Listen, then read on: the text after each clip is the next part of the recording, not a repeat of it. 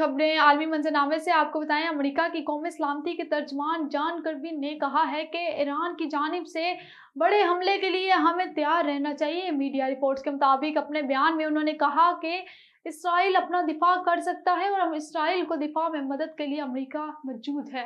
इस हवाले से ईरानी पासदारान इनकलाब के तर्जुमान का कहना है कि हमास रहनुमा इस्माइल हानिया की कत्ल का बदला जरूर लिया जाएगा।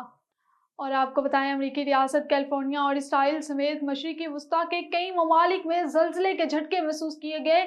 मीडिया रिपोर्ट्स के मुताबिक कैलिफोर्निया के शहर लॉस एंजल्स में ज़लज़ले की शिद्दत 4.4 रिकॉर्ड की गई, जिससे शहर का मुज़ाफ़ाती इलाका एल सेरेनियो लरज़ कर रह गया।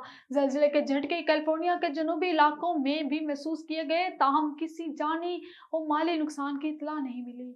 और आपको बताएं, बरतानवी मीडिया का कहना है कि ईरान 24 घंटों के अंदर इसराइल पर हमला कर सकता है। बरतानवी मीडिया के मुताबिक मशरिकी वस्ता में हकाम समझते हैं कि इसराइल पर हमले का वक्त आ गया है। आज रात से कल तक यहूदी तिशाबाव मना रहे हैं, जो 12 अगस्त से शुरू होकर 13 अगस्त को ख़त्म होगा। रिपोर्ट के मुताबिक तिशाबाव यहूदी पहले और दूसरे टेम्पल्स की तबाही पर अफसोस का इजहार करते हैं।